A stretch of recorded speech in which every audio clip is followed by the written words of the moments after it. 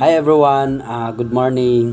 For today's discussions, we will tackle about the rural-urban differences, the demographic and sociocultural characteristics. Okay, let's tackle first about population.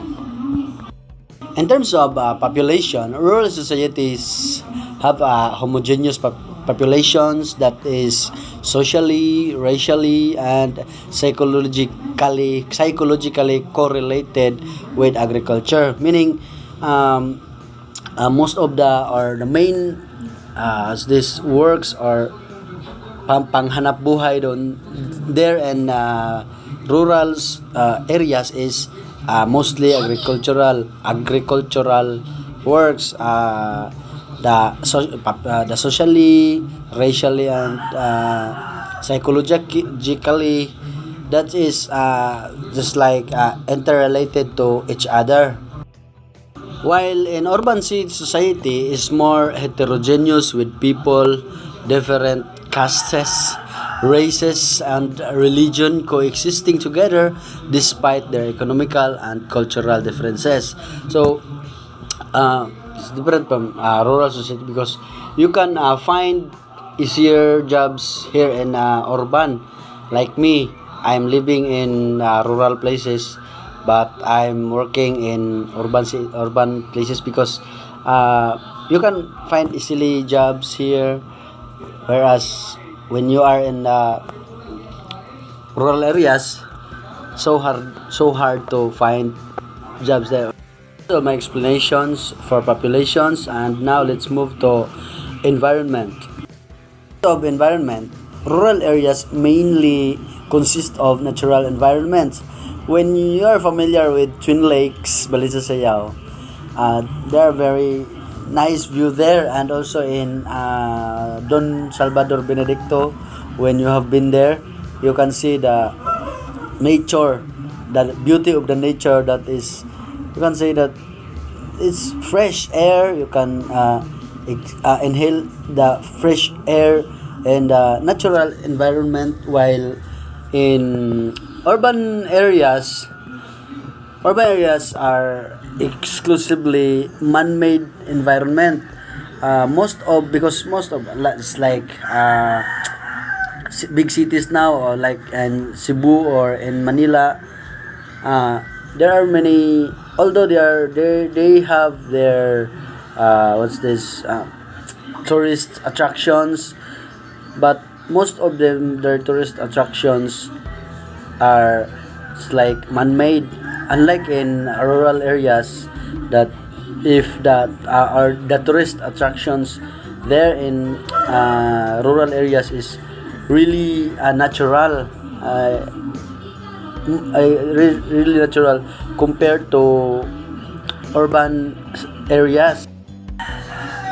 Rural areas mainly focuses on agriculture areas, food, culture, beliefs of rural communities. Just like me before, when I was there in the Bukid Dapit, we're just focusing on just like the sayings that they've said, that they told kakatoka, because you have to strive hard first before you can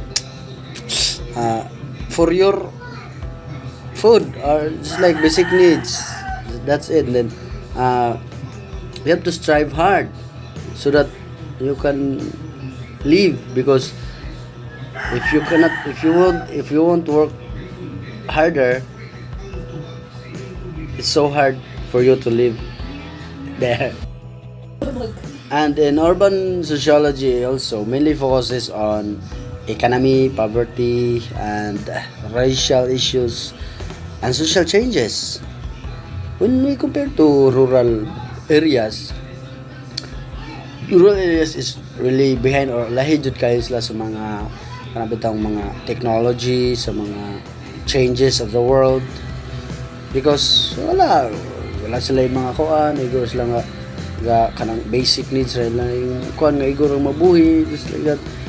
It's like lacking jud kayo sa mga kuan compared to urban sociology, because mostly sa mga kuan are nasa urban sociology, sa urban areas, or di man sa yun nga dato, pero mga dato ang naa dere, pero ang naa sa urban areas, pero ang daw they have kanang panginabuhi sa ilang panginabuhi is mas easier good compared to rural areas. Next is about the advantages of rural areas, the space living.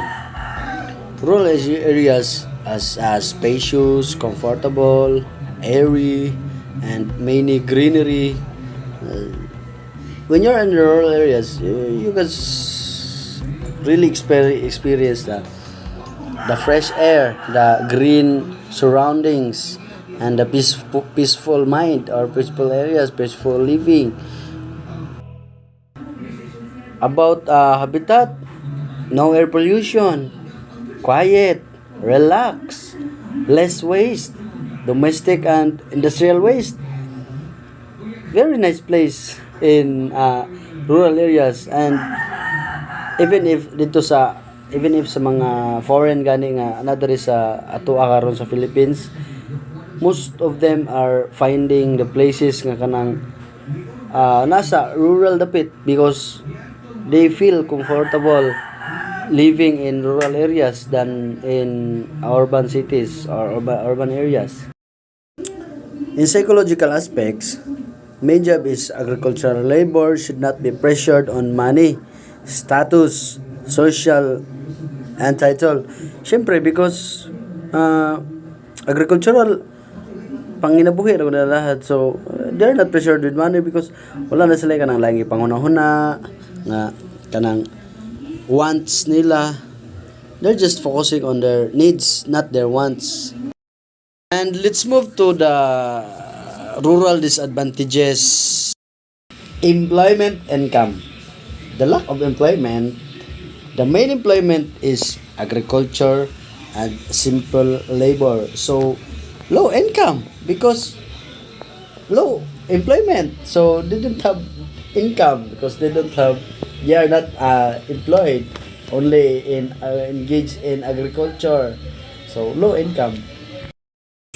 The infrastructure, essential works for human life such as electricity, roads, schools, hospitals, communications, energy supply, public lightnings, commerce, public services is missing and weak. Social security, due to the difficult economic life, facing many problems of medical care, financial support during unemployment, caring for elderly and children. That's why most of the kanang taga-bukid nga kuan gani is kuan ra jud mamatay ra jud kay kuan man difficult magayo lisod magay pag kanang access bitaw sa mga rural areas kay sud kay ng mga paghatod dito mga care services. Service, difficult in accessing health service, education, entertainment, and shopping. Yung mga ito katong maglisod og access for medical attentions ang kuan ang taga health, because it's very difficult. And in terms of education also, mostly sa una gyud katong sa elementary ra gyud ang naa sa kuan dito sa amoa sa bukid until grade 4 maglakaw pa mig gikan sa amoa ato naa sa 13 kilometers panaog sa lungsod kay kuan adto pa mi mo grade 5 and then mag high school. Living conditions, unqualified water and toilets, poor housing, and mostly sa mga kuan, that is the reason sa mga in rural areas nga kanang mga bata is kanang malnourished without because sa mga nana nga kanang lack of kulang dito sa mga pagtagad or sa mga nana nga kanang as I've said earlier nga kanang water sa kami mangalos pa gyud tubig sa una aron lang makainom og tubig layo jud kayo, unlike karon nga naanay naanang tubig sa imong inyong sulod sa balay ana, pero different ra jud gyapon sa urban areas. So now let's go to urban advantages. There are often roads of better quality and well-built houses in urban areas. When mostly sa mga urban areas, we can see the very mga nice mga houses and nice roads. Sa urban region na siya, na sa rural mostly wala jud. Transport facilities are highly developed and often receive regular funding for updates. Unlike sa bukid, sa rural areas, most of them are using a traditional transport, the habal-habal. Due to public transport, you can save money on a car. So, just like mangumpra ka, bato ka sa market, di na ka magpliti-pliti pa kay, you can save money na kay, naman kay own car or own service for transport. Most amenities and entertainments are easy to reach. Whatever imong makitaan diha, gutumod ka diha, unsay imong ganahan diha, daghan na kang makitaan. Clubs, restaurants, and cinemas are more prolific in these busier areas, and you often find new attraction will open in a city before anywhere else. Hospitals and clinics are close by for easy access to healthcare or aid in an emergency. Cities and towns tend to have greater mix or cultures and ethnicities, which can help when making new friends and meeting people. There are a greater number of jobs available in urban areas. Starting a new career could be far easier if you move to a town or a city. The urban disadvantages also: busy towns or cities can feel crowded and may mean to you feel more stress or pressure. You may also not be able to form such tight-knit communication in urban areas. Urban areas tend to be more expensive to live on. Property prices are higher, and so are goods and services.